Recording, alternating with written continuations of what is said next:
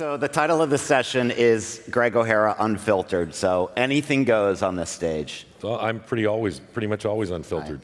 I've heard that. That's an easy way to be for me. So you founded Certares. We're not going to talk about you too much because I know you don't like to talk about yourself. Yes. You founded Certares a bit over a decade ago. Mm-hmm. Amex GBT was kind of your first big investment. It was. You own 50% of the business at the beginning. Yep. Ish. Your original thesis was around travel being an opportunity that maybe other investors aren't seeing, and it's right for somebody to come in and own the category from an investment perspective. Why aren't others? There's not a lot of travel-specific investors. So first of all, I often get called the largest travel investor in the world, and the best, because I'm the only.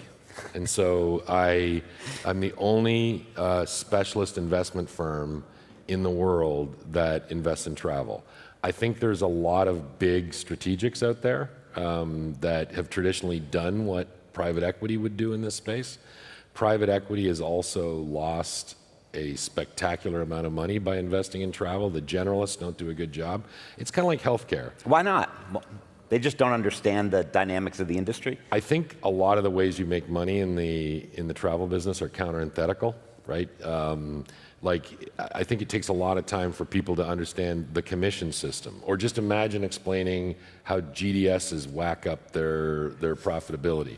It's weird for them to when I explain it to people, to understand that the customer gets paid by the supplier. The supplier doesn't get paid by the customer, for instance, in that model. Not that the airlines like to pay them, but that's the system they set up 40 years ago, so right. That's the one we have. So is travel still undervalued? Yes. If you spend a lot of time with any analysis and you just put your thumb over the name of the company and you look at growth characteristics or you look at cash flow characteristics, you have a lot of businesses in travel where EBITDA is a proxy for cash flow, right? The cash flow conversion is really high. Those businesses usually get rewarded with high multiples. I think one of the reasons is a lot of the market participants, they look at the airline business as the travel business. So the airline business is choppy. Some people do it well, some people don't. But if you take a quick look, everything around the airline business are pretty good businesses, right? Not everything, almost everything around them. And so I think as the hotels have done well, travel's been looked at differently. Certainly cruise lines, right, are completely different. And if you think of it, almost everyone that takes a cruise has to take a flight to get there, right? So the proxy for cruising should be the proxy for air. I think the airlines are stacked with a bunch of things that almost no other business have. They have exposure to gasoline prices, they have spectacular calamity, they have highly regulated businesses, they have high unionization. Like who'd want to look at that business and say, yeah, that's the business I want to go into, right? Wow. So the last thing I'll say is the travel businesses are as responsive a business to management input as there is.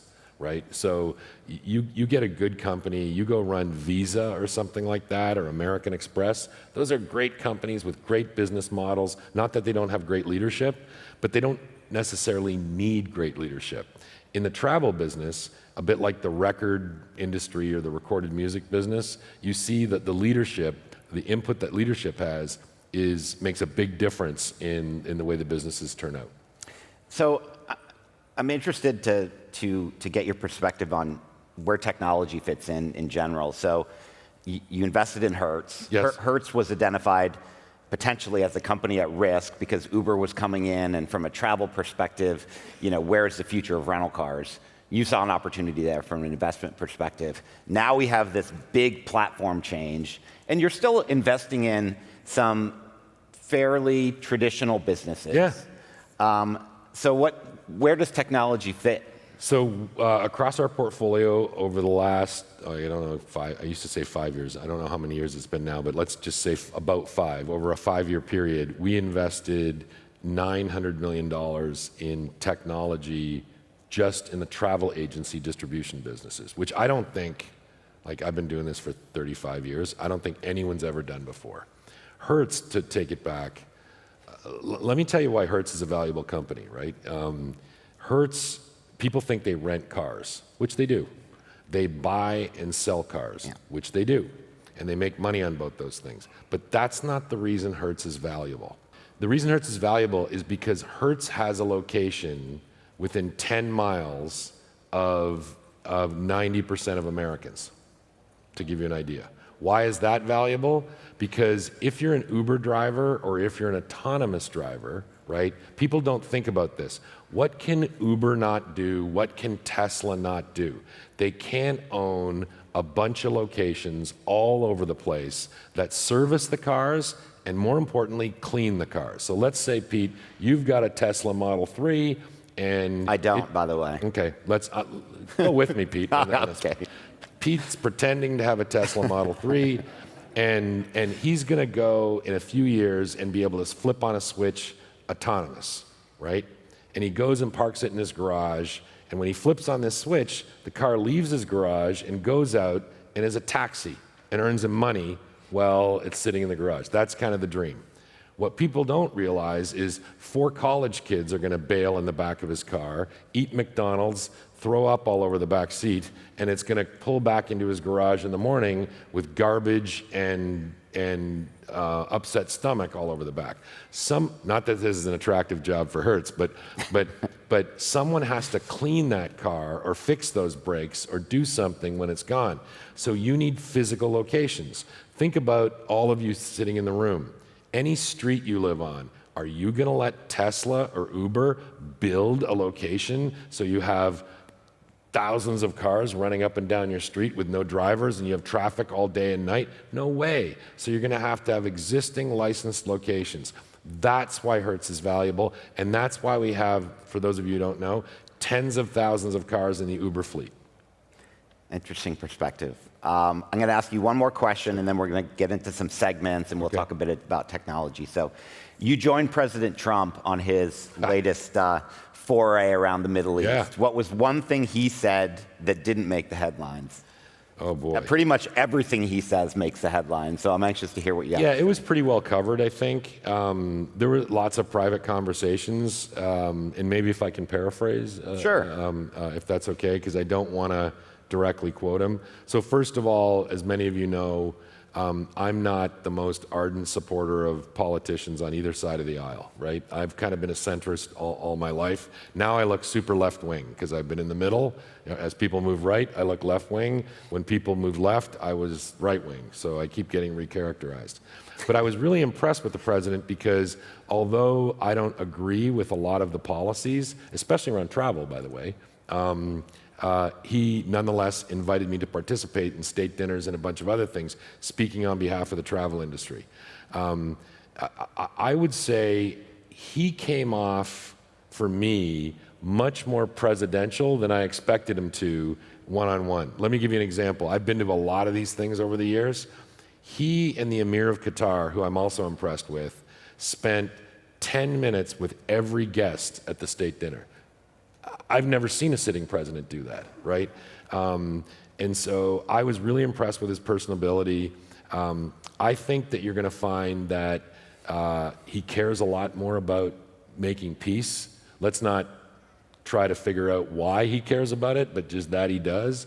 So I think he's got a commitment. I think he has I think he's got a high level of frustration, both in the Middle East and in the Ukraine. And I think he was expressing his high level of frustration over time. But I really enjoyed that, by the way. I'd do that. If you ever get invited on something like that, it's a really cool thing to do. I probably won't get invited back, but it was good for me to do.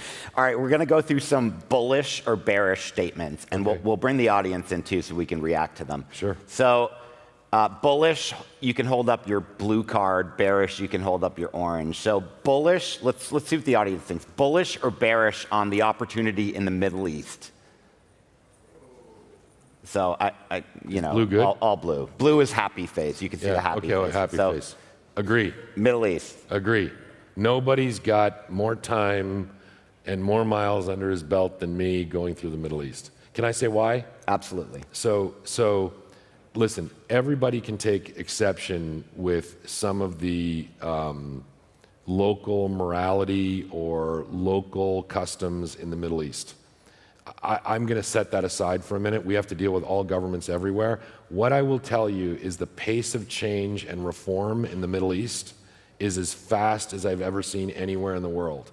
Saudi Arabia, for instance, has, you name it, $1 trillion bet on the travel industry. Also never been done before. The quickest, if you want reform to keep continuing in the Middle East, and I'm telling you, if you haven't visited, the nonsense that gets written about women's rights in the papers isn't true. Half the managers we meet with are women. They're super competent, well-educated. If you want that pace of reform to continue, keep sending people there and keep going yourself, because it's a fantastic first mover advantage to be there. Bullish or bearish on wellness travel? Blue or red? Okay, I see 2 reds, and I'll have to meet with all you people afterwards. So this is probably my most bullish position. You're making bets as we speak. Yes, you're going to see hundreds of millions of dollars flow out the door, well, billions of dollars flow out the door in this area. If you look at the biggest disconnect between demand and supply in the travel industry, the demand for wellness, like things like Lanzerhof and Shaw, Palazzo Fuji, Clinique La Prairie, and supply is as stark a difference as you could possibly imagine. So you have tons of demand and very little capacity. Whenever you see that in the travel industry, invest in capacity and you can't help but make money. And this is something meaningful to you personally. Yeah, so those of you who know me, I'm down about, for the Europeans, I'm down 52 kilos from when I started this 5 years ago. I was a great big guy before, still big, but less big. And I went from a chronological age of 58 when I got tested, where my biological age was 63, and I'm down to 46 now. So the stuff works, and so it was a personal experience that became an investment opportunity. I'm not investing in it because of my personal experience, but I learned a lot about it, and I was able to take advantage of some of the things I learned to recognize some disconnects. All right. Back when you were on the Phocuswright stage last, I think was 2019, the late Philip Wolf interviewed you, and he asked you about NDC, and you said, NDC, I wish it would arrive. So bullish or bearish on NDC? I figured we'd see some more reds here, about half and half. So I still wish it would arrive. I know. 5 years later. Let me explain something to those of you who you've got NDC. The airlines are not in the business of doing anything that is revenue dilutive. They're not. So if those people with red cards, which is bearish, those people are on the distribution and sales side because their customers will pay more. And that's what NDC is about, getting customers to pay more. Those people who held up the blue cards, right, who are bullish, I hope those people are on the supplier side, because those people are going to get customers to pay more. I think there's a balance between, like for instance, if I get an NDC fare served up, it's not static, it's dynamic. It would be fairly easy to recognize I'm an investor in the private equity industry, and if I have to be in Athens tomorrow, I'll pay anything to get there, because the amount of investment I have to make in the travel is dwarfed by the opportunity that I'm serving. So I'll pay anything. So my ticket prices will go up, right?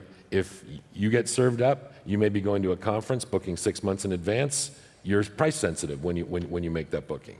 And so we're going to pay two very different prices, not because of a yield curve, but because of our personal travel habits or the way we're cohorted in. So I don't think the tech's ready yet. I think we're going to find that a lot of airlines use it for different things.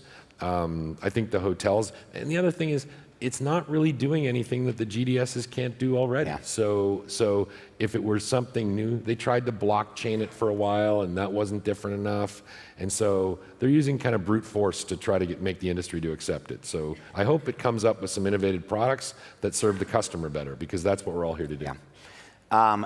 Gillian Tans was on stage just maybe an hour back. Okay.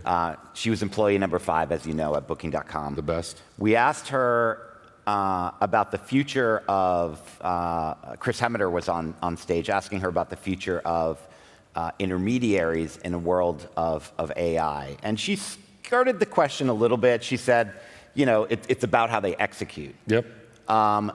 Bullish or bearish on the big OTAs as we enter this next phase of AI disruption? So we see one red, mostly blues. People generally think the OTAs will be okay. Some look green from here. It's like halfway. Yeah, halfway. So AI, I think, is an interesting opportunity. And I don't know how much you all know about this. I spent a lot of my time on this. I think AI productivity measures in the back office, where we're seeing them at Amex GBT. Like, most of you don't know this. If an agent takes a corporate booking, for instance, they spend about 10 or 15 minutes on the phone with the customer and 45 minutes servicing. They take 1 booking an hour. That's how efficient they are. If I can get that up to 4 bookings an hour, I can take 4 times the same bookings. I think the bigger thing I'd like to talk to in this is AI is a fantastic opportunity for the travel business that nobody talks about, if that's okay. And the reason is, if you believe all the rhetoric of AI, people are going to work 2 days a week, 3 days a week, they're going to get paid more money. What are they going to do with the rest of their time, right? They're not going to do nothing, right? And one of the things they're going to do is they're going to travel, and the other thing they're going to do is they're going to learn things. So if you're in the learning things business, if you own a scuba diving DMC in Malaysia, expect that business to pick up, and they're going to go travel and do things. They're going to have to you're manufacturing free time that people haven't had. So the long-term benefit of AI is probably something that's going to benefit the travel industry, because you can't AI me out of my hotel, right? I got to stay in a hotel. I'm not going to AI my hotel that day as much as I'd like to. That's a great perspective. All right, we're going to finish with a quick speed round. ChatGPT or Gemini? Gemini, better model, better LLM. Also, sorry, I know it's speedy. If you haven't done this is my favorite thing to do. I get stuck in cars and trains all the time, running around Europe where I live now. I turn on Gemini Live, and I talk to it for an hour like it's a really smart friend. Yeah, right? You and Christian Watts. Okay. It's so cool to do this. Like, it knows everything, and you can just ask it anything. And it'll learn. My daughter and I were asking about dinosaurs on the way here. I was showing her what to do. Sorry. Flying commercial or flying private? Commercial. Renting a car or taking an Uber? Depends what the use case is. Both, if I can say both. Oh. Long distance car, short distance Uber. Hiking or relaxing on a beach? Hiking, growing much faster than relaxing on a beach. Ladies and gentlemen, Greg O'Hara. All right. Thanks, everybody. Appreciate it.